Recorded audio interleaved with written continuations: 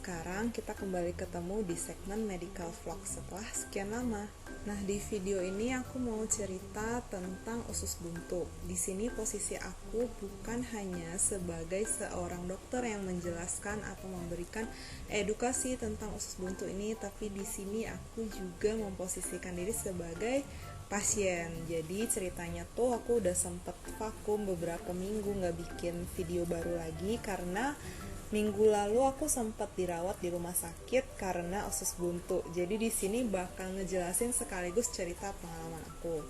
Jadi waktu itu hari Sabtu, seminggu lebih yang lalu, perutku sakit banget. Awalnya di semua seluruh bagian perut ya, nggak ada bagian atas bawah.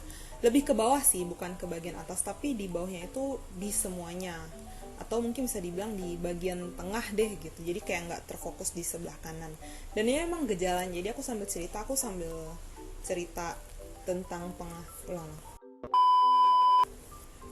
jadi aku sambil cerita pengalaman sambil ngejelasin juga soal gejalanya. Nah, awalnya memang sakit perut di tengah, setelah itu beberapa jam kemudian sakit perutnya berpindah ke sebelah kanan bawah, karena sebelah kanan bawah itu memang merupakan letak dari si usus buntu ini. Selain dari sakit perut itu, aku juga merasakan muntah dan tidak nafsu makan, juga demam. Demam ini awalnya nggak ada sih, tapi pas sudah saat-saat terakhir sebelum dioperasi itu ada muncul demamnya. Dan memang semua itu adalah gejala dari usus buntu ya, nyeri perut kanan bawah, tapi awalnya nyeri perut kanan bawah yang diawali dari nyeri perut tidak khas. Tidak khas ini maksudnya nggak langsung ke kanan. Kemudian yang kedua adalah adanya muntah, ketiga tidak nafsu makan, keempat demam, kelima bisa juga diare, tapi gejala diare ini tidak muncul pada diri aku. Nah, itu gejala-gejala dari usus buntu. Terus untuk pengobatannya tidak lain dan tidak bukan adalah operasi. Ini satu-satunya cara untuk mengobati usus buntu. Jadi, ini sekalian juga edukasi buat teman-teman, kalau kalian mendapatkan promosi obat-obatan yang mengatakan bahwa minum A, minum B, minum C, makan A, makan B, makan C, itu usus buntunya hilang, tidak jadi operasi, salah. Karena memang bisa usus buntunya ini gejalanya itu menghilang, karena aku juga sempat mengalaminya. Jadi sakit perut yang aku alami ini sudah dari beberapa bulan yang lalu, dari awal tahun itu sudah berulang. Ini yang keempat kalinya dalam tahun ini. Jadi ini tuh termasuk dalam usus buntu kronis. Nah, kalau ada si penjual obat yang mengatakan bahwa kliennya ada minum obat A atau makan sesuatu ABC gitu, kemudian batal operasi karena sakit perutnya hilang, memang bisa hilang, tapi itu bisa kambuh lagi. Jadi ini ceritanya bakal jadi usus buntu yang kronis, yang beberapa waktu tidak diatasi, maka dia akan tetap muncul, bahkan bisa sampai pecah. Dan pecah ini sendiri juga sebenarnya aku alami. Jadi karena aku udah nahan, aku sebenarnya udah curiga sih ini usus buntu dari lama. Cuma kan dulu aku di luar kota, jadi perantau nih ceritanya. Takutnya kalau aku memang sengaja periksakan diri ke rumah sakit dan bener usus buntu harus langsung diangkat, aku takut nanti nggak ada yang nemenin, jadi aku tahan-tahan. Nah, ketika aku sudah pulang ke daerah asal aku di Padang dan kambuh lagi, ini udah nggak bisa nih, wah beneran langsung dioperasi. Dan memang ternyata ususnya itu ibaratnya sudah pecah, bahasa awamnya. Kalau di bahasa medisnya itu usus buntunya sudah perforasi. Jadi memang pecah bukan dalam artian meledak ya, tapi saking sudah meradang dan bengkak, maka dia akan membesar. Dan ketika si usus buntunya ini sudah tidak sanggup lagi menahan ukuran bengkaknya itu, maka ya bukan kayak balon meledak sih, kayak ya adalah bocornya terus keluar isiannya sampai nempel kemana-mana. Nah, itu terjadi di aku kemarin. Jadi hati-hati untuk teman-teman yang mulai merasakan gejala nyeri perut kanan bawah, maka segera curiga, bisa jadi itu usus buntu kalau kamu belum pernah usus buntu, dan periksakan diri jangan sampai pecah karena itu nyeri banget banget banget, nyerinya aduh sampai nyeri banget lah pokoknya ya. Ya aku belum pernah merasakan melahirkan atau sakit yang lain, tapi sejauh ini sakit perut ternyeri aku, lebih sakit lagi daripada nyeri mens menurut aku ya. Nah, ini kalau teman-teman perhatiin, kalau ada yang bertanya-tanya kenapa bisa muncul nih sampai sini juga, sampai di sini, ini ada hubungannya sama usus buntu ya dok? Jawabannya enggak ya. Ada hubungannya dikit banget. Jadi aku tuh alergi sama plester, kayak semacam Hansaplast, tapi bukan Hansaplast yang plester coklat itu, tahu kan? Nah ini kan di infusnya di tangan sebelah sini. Nah jadi ini tuh semuanya bekas infus. Kalau nama medisnya dermatitis kontak alergi. Mungkin ada teman-teman di sini yang sama seperti aku mengalami dermatitis kontak alergi ini, tapi bisa jadi juga tidak. Kalau aku bahas juga soal dermatitis kontak alergi di video ini mungkin bakal kepanjangan. Jadi aku juga mau dong komen teman-teman di bawah, apakah kalian pernah merasakan semacam alergi plester atau alergi yang lainnya yang kalau bersentuhan ke kulit langsung berjejak. Ini kan jejaknya jelas banget nih. Ini plester 1, ini plester yang silang yang kedua, ini plester 3, terus ini plester 4, ini plester. Nah ini namanya dermatitis kontak. Jadi bener-bener apa yang nempel itu berbekas banget, nggak harus plester. Kalau di aku kan kejadiannya ini plester, tapi bisa jadi mungkin jam tangan, bisa jadi juga kosmetik maksudnya di bibir ya. Ada loh yang alergi lipstick, kemudian bibirnya persis banget sesuai. Ya kan lipstick kan pakai emang full di bibir ya, jadi emang di bibirnya ada gatel-gatel. Terus ada juga gelang, kalung, sendal jepit, itu macam-macam. Nah itu namanya dermatitis kontak. Ini out of topic sedikit. Kalau kalian banyak yang mengalami dan penasaran juga mau dibahas, boleh komen di bawah. Nah aku lanjut lagi soal usus buntu ini. Aku dioperasi, itu nama tindakannya adalah laparotomi appendiktomi. Nah, appendiktomi itu adalah pengangkatan appendix. Appendix itu sendiri adalah usus buntu. Kalau radang usus buntu ini bahasa medisnya appendicitis. Jadi untuk pengangkatan usus buntu namanya appendiktomi. Nah, appendiktomi ini ada 2 cara melakukan tindakannya. 1 laparotomi, 1 laparoskopi. Sebenarnya awalnya tuh aku pengennya laparoskopi. Kenapa? Laparoskopi ini lebih canggih. Dia memakai teropong dan bekas sayatannya itu nggak besar, kecil aja, recovery juga lebih cepat. Tapi ada yang bilang ke aku kalau ini lebih nyeri. Cuma itu subjektif ya, aku kurang yakin 100% apakah laparoskopi ini pasti lebih nyeri. Cuma ada yang bilang aja itu lebih nyeri. Nah kalau pas di aku, nggak semua rumah sakit ini ada laparoskopi. Jadi ketika aku datang ke rumah sakit itu yang adanya laparotomi. Laparotomi ini menggunakan sayatan biasa, jadi kayak pakai pisau bedah, disayat, dibelek gitu. Dibelek terus diambil usus buntunya. Nah itu ya kayak ibaratnya kita ada sesuatu yang kita belek terus kita ngambil di dalamnya, terus kita jahit lagi kayak gitu. Nah ini bekas sayatannya lebih besar dan recovery-nya menurut aku sih lebih lama ya. Ini baru banget aku bikin video ini, belum 2 minggu pasca operasi, jadi lukanya itu masih ketutup sama perban. Aku belum lihat bekas sayatan aku kayak gimana nanti, mungkin minggu depan baru dibuka jahitannya.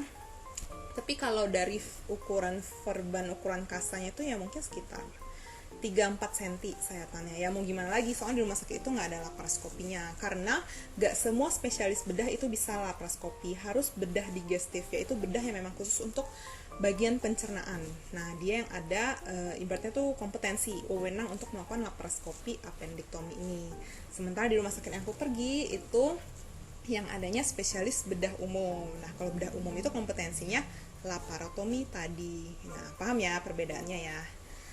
Terus aku operasi waktu itu malam, besoknya biusnya setengah kalau untuk appendiktominya, jadi bukan bius total, biusnya cuma dari pinggang ke bawah. Terus besoknya aku udah belajar duduk, belajar jalan, masih nyeri sih, tapi ya harus dibiasain juga, nggak boleh dimanjain tiduran terus gitu. Setelah pulangnya gimana? Perawatannya nggak lama sih. Waktu itu hari Sabtu mulai terasa nyeri, Senin operasi, Aku pulang hari Rabu, jadi 2 malam di sana. Pulang Rabu, sampai saat ini aku ibaratnya recovery di rumah. Sekalian mungkin bisa dibilang karantina atau isolasi mandiri karena aku kan dari rumah sakit ya, dirawat. Tunggu dulu, diam dulu. Terus sampai di rumah pakai korset, ya pakai ulang-ulang. Terus sampai di rumah dianjurkan untuk memakai korset. Setelah itu lukanya jangan basah, jangan kena air pas mandi, jadi kayak ditutupin plastik gitu. Ya itu pandai-pandai kita lah buat nutupin lukanya. Terus kita juga dianjurkan untuk meminum ini bukan dianjurkan sih, ini emang harus minum antibiotik sampai habis supaya jangan infeksi.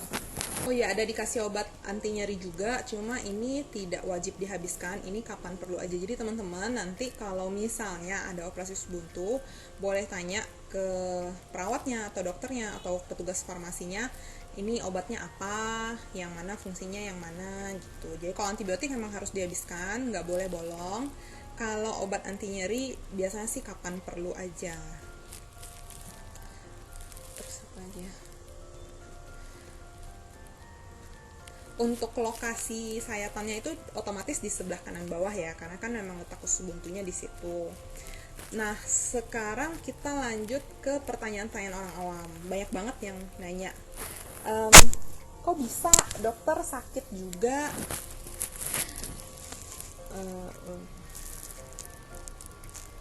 Nah, ini sebenarnya pertanyaan yang banyak banget yang nanya sampai aku bosan jawabnya. Itu semacam udah template gitu. Kalau jawaban aku sih biasanya ya manusia ulang-ulang. Kalau jawaban aku sih biasanya ya dokter kan manusia juga, itu kayak udah semacam template gitu loh. Kok dokter sakit? Oh dokter bisa sakit juga ya? Terus jawabannya iya dokter kan manusia juga, itu selalu sampai udah bosan. Nah kadang aku bawa bercanda aja ya jawabannya, aku ngawur-ngawurin lah apa gitu biar ya untuk bawa happy aja. Tapi pernah ada satu yang nyeletuk karena dia nanya di grup, oh dokter sakit juga ya temen kita gitu. Nah ada yang nyeletuk, dia bilang ini termasuk job shaming nggak? Terus sebenarnya aku belum ngerti job shaming itu apa. Kalau teman-teman tahu silahkan komen di bawah. Tapi ini sepertinya membawa pekerjaan sebagai ya pokoknya menghubung-hubungkan ke pekerjaan lah gitu. Aku kurang paham ya soal job shaming ini, kayak brainstorming aku aja. Ya aku santuy aja sih, aku bilang nggak apa-apa lah santuy, soalnya emang udah teman-teman dekat juga. Terus pertanyaan lainnya yang sering ditanyakan, apa sih penyebab dari usus buntu? Nah ini banyak banget mitosnya. Pertama, karena banyak makan biji-bijian. Contohnya, bukan makan sih, mungkin nggak sengaja gitu, kayak biji cabe, biji jeruk, jambu biji, terus nyangkut gitu. Kedua, mitos yang kedua adalah karena habis makan lari-larian, nggak bisa diem, loncat-loncat, jungkir balik, pokoknya habis makan nggak diem gitu. Terus apa lagi ya mitosnya? Banyak banget pokoknya mitos yang aku dengar. Nah sebenarnya teman-teman, penyebab dari usus buntu itu adalah sumbatan. Benar, sumbatan. Tapi bukan sumbatan biji-bijian, bukan sumbatan dari makanan.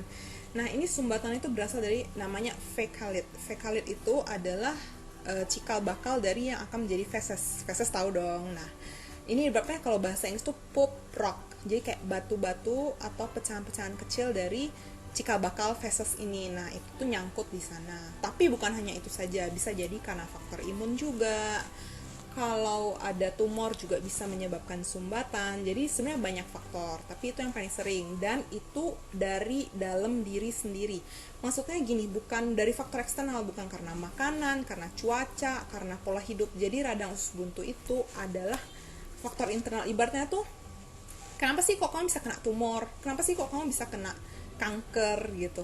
Itu ya memang proses yang terjadi dalam diri dia. Kita nggak bisa menyalahkan ya dia kena tumor karena contohnya mungkin pola hidup nggak sehat, bisa jadi, tapi itu tidak 100%. Tidak semua orang yang terkena kanker itu pola hidupnya nggak benar. Ada yang pola hidupnya benar tapi memang dapetnya gitu. Jadi itu memang proses di dalam diri, dan memang epidemiologinya atau kasus tertinggi dari kasus usus buntu itu adalah pada usia 20-an, yang mana sesuai dengan kondisi aku sekarang.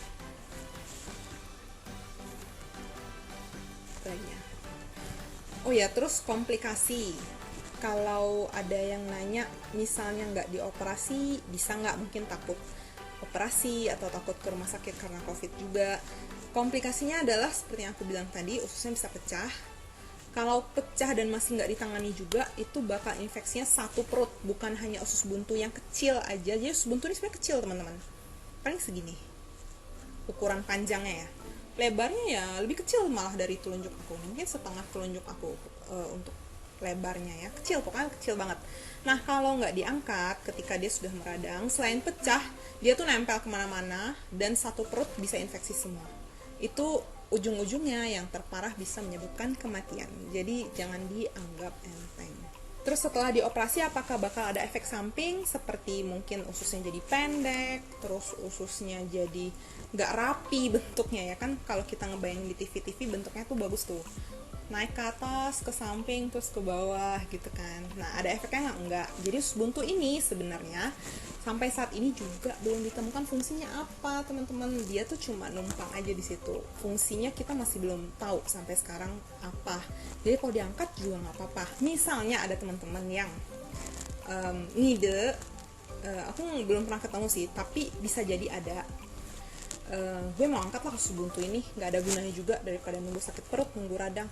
Boleh, dan sepertinya ada, cuma aku belum ketemu aja pasiennya kayak gitu. Tapi kayaknya ada, soalnya aku pernah diceritain. Ya itu nggak masalah juga sih, karena usus buntu ini juga sampai sekarang kita belum ketemu manfaatnya apa. Terus apa aja yang aku rasain setelah operasi? Waktu sadar, ya nyeri biasa, disuruh miring kiri kanan. Pas miring ya karena habis operasi nyeri juga, tapi nggak apa-apa lah, dibiasain. Dan juga aku mengalami satu hal, yaitu diare, aku mencret hari pertama setelah operasi. Jadi aku operasinya Senin malam, Selasa seharian itu aku mencret, dan itu hal yang normal ya teman-teman, karena memang ibaratnya nih usus tuh sedang ngebersihin infeksi yang ada sebelumnya. Jadi kalau misalnya teman-teman ada yang operasi usus buntu kemudian mencret besoknya atau sampai 2 hari berikutnya, itu nggak apa-apa, itu normal banget. Nah buat teman-teman yang masih ada pertanyaan soal usus buntu, silakan tanya di bawah. Boleh bertanya, boleh share pengalaman, boleh share pengalaman temen kamu, keluarga kamu, silahkan, siapa aja boleh komen di bawah. Mau request topik lain juga boleh banget. Jangan lupa juga untuk di share atau di like atau juga di komen. Ulang jelek ah. Jangan lupa juga untuk dikasih jempolnya di video ini dan di share ke kerabat, keluarga, teman semuanya, biar mereka pada aware soal usus buntu ini. Dan jangan lupa juga untuk di subscribe biar kamu gak ketinggalan video-video terbaru tentang medical vlog dari aku. Oke deh, sampai jumpa di video berikutnya. Dadah.